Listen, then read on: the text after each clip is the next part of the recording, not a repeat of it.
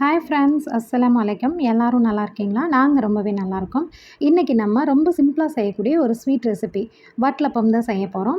இது வந்து Eid டைமத்தில் morning breakfast கூட கண்டிப்பாக ஏதோ ஒரு ஸ்வீட் ரெசிபி செய்வோம் இல்லைங்களா? ஷீர் குருமா இல்லைனா இது கண்டிப்பாக இருக்கும்.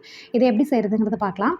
இதுக்கு நான் ஒரு 3/4 கப் போல் தேங்காய் பால், சேம் அதே அளவு கப்பில் 3/4 கப் போல் சர்க்கரை, அதே அளவுக்கு அந்த 3/4 கப் அளவுக்கு 2 முட்டை எடுத்திருக்கேன். நீங்கள் 2 முட்டை சின்னதாக இருந்ததுன்னா நீங்கள் இன்னொரு முட்டை கூட சேர்த்துக்கலாம் 3.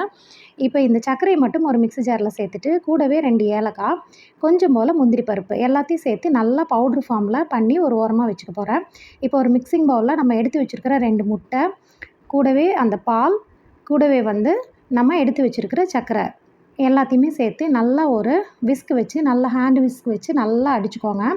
உங்களுக்கு நல்லாவே அது நல்லா பீட் ஆகி வரணும். நான் இன்றைக்கி கொஞ்சமாக செய்கிறேன், அதனால் இந்த மெஷர்மெண்ட் எடுத்திருக்கேன். நீங்கள் இதை விட அதிகமாக செய்கிறீங்கன்னா மெஷர்மெண்ட்டு சேம் இதே மாதிரி டபுளாவோ ட்ரிபிளாவோ நீங்கள் பண்ணிக்கலாம். உங்களுக்கு சூப்பராக வந்துடும். பட் மெஷர்மெண்ட்டை மட்டும் நீங்கள் மாற்றாதீங்க. இப்போ இனிப்பு கொஞ்சம் தூக்கலாக இருக்கிறதுக்காக நான் வந்து ஒரு டேபிள் ஸ்பூன் போல் கண்டென்ஸ்டு மில்க் சேர்த்துக்கிறேன். உங்களுக்கு இனிப்பு அளவாக போதும் அப்படின்னா நீங்கள் இது சேர்க்கணுங்கிற அவசியம் இல்லை. கண்டிப்பாக நீங்கள் ஸ்கிப் பண்ணிக்கலாம். இல்லை நீங்கள் கண்டென்ஸ்டு மில்க் வீட்டில் இருக்குது, நான் எக்ஸ்ட்ரா சேர்க்குறேன் அப்படின்னா சர்க்கரையுடைய அளவு கொஞ்சம் கம்மி பண்ணிவிட்டு நீங்கள் கண்டென்ஸ்டு மில்க்கு சேர்த்துக்கலாம். ரெண்டுமே எச்சாயிடுச்சுன்னா உங்களுக்கு லிக்விட் ஃபார்ம் ஆகிடும். ஸோ மெஷர்மெண்ட்டை மட்டும் பார்த்து சேம் ஒரே கப்பில் நீங்கள் பண்ணுங்கள். இப்போ நல்லா இதை பீட் பண்ணதுக்கப்புறம் நான் இந்த பாத்திரத்தில் தான் செய்ய போகிறேன். இதில் ஒரு 1/2 டீஸ்பூன் போல் நெய் போட்டுட்டு ஹேண்ட் வச்சோ இல்லை ப்ரஷ் வச்சோ நல்லா எல்லா பக்கமும் படுற மாதிரி நல்லா ஸ்ப்ரெட் பண்ணி அப்ளை பண்ணி விட்டுருங்க. அதுக்கப்புறம் நம்ம மிக்ஸ் பண்ணி வச்சுருக்குறோம் இல்லைங்களா, அந்த மிக்ஸிங்கை எடுத்துகிட்டு ஒரு ஃபில்ட்ரு வச்சு நல்லா வடிகட்டிடுங்க. அது கொஞ்சம் மெதுவாக தான் விழுகும்.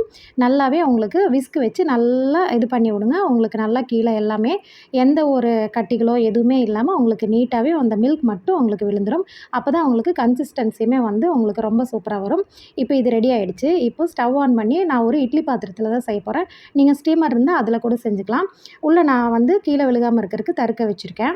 இப்போ நம்ம உள்ளே வைக்கிறதுக்கு முன்னாடி இது அலுமினியம் ஃபாயில் போட்டு கவர் பண்ணிவிடுங்க. கவர் பண்ணிவிட்டு இப்போ நம்ம அதை தூக்கி உள்ளே வச்சுக்கலாம். உள்ளே வச்சுட்டு ஒரு மூடி இதுக்கு மேலே வச்சுருங்க. அப்போ தான் வந்து உங்களுக்கு தண்ணி கொதிக்கும் போது அந்த தண்ணி உள்ளே போகாமல் இருக்கும். இதுக்கப்புறம் நீங்கள் மூடி போட்டு க்ளோஸ் பண்ணிக்கலாம். நான் இன்றைக்கி கிளாஸ் லிட் போட்டு தான் க்ளோஸ் பண்ணுறேன். ஏன்னா அப்போ தான் வந்து நம்ம தண்ணி கம்மியாக இருக்கா அப்படின்னு செக் பண்ணுறதுக்கு நம்மளுக்கு ரொம்பவே வசதியாக இருக்கும்.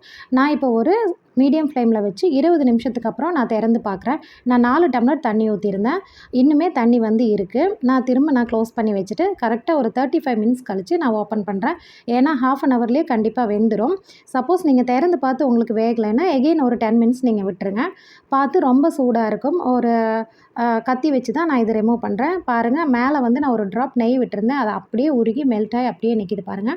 இந்த மாதிரி கத்தி வச்சு நீங்கள் செக் பண்ணும்போது கத்தியில் ஒட்டாமல் வரணும்.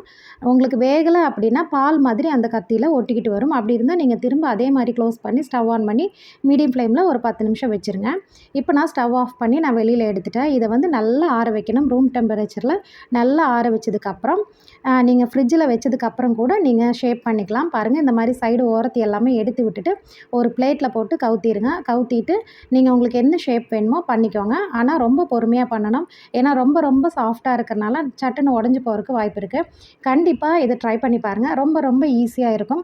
வீட்டில் உள்ள பொருட்களை வச்சுட்டு சட்டுன்னு நம்ம ஸ்வீட் சாப்பிட்ணும் அப்படின்னு தோணும்போது கூட இதை செஞ்சு பார்க்கலாம். இந்த ரெசிபி உங்களுக்கு பிடிச்சிருந்ததுன்னா கண்டிப்பாக என்னோடய சேனலை இது வரைக்கும் சப்ஸ்கிரைப் பண்ணாதவங்க சப்ஸ்கிரைப் பண்ணிவிட்டு பாருங்கள். சீக்கிரமாகவே சூப்பரான இன்னொரு வீடியோவில் பார்க்கலாம். தேங்க்ஸ் ஃபார் வாட்சிங்.